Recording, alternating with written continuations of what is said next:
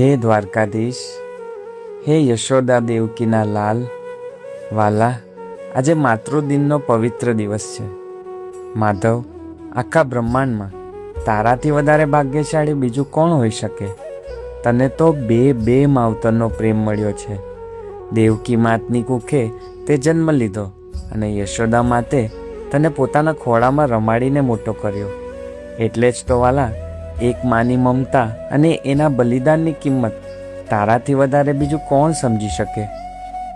તારી એ મમતાની જ તો કમાલ છે ઠાકર, કે આજે પણ આ સંસારના લાખો ઘરોમાં લાખો માતાઓ તારી પૂજા એક ભગવાન તરીકે નહીં, પણ પોતાના વાળ સોયા લાલા તરીકે કરે છે.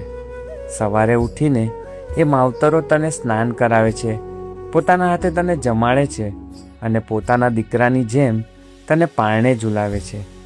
આ માતૃત્વની તાકાત તો જો મારા નાથ, કે આખા જગતને પાળનારો માલિક પણ એક માના ખોળામાં નાનકડો લાલો બનીને બેસી જાય છે.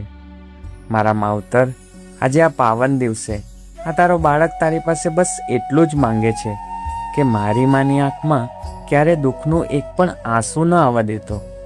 મારી માએ પોતાના અસંખ્ય દુઃખો છુપાવીને મને આ સંસારમાં હસતા શીખવાડ્યું છે. જો મારી કિસ્મતમાં કોઈ મોટું દુઃખ લખ્યું હોય ને, તો એ બધું જ મને આપી દેજે, પણ મારી માના હિસ્સામાં કાયમ તારું સુખ, તારી શાંતિ અને તારો આનંદ જ લખજે.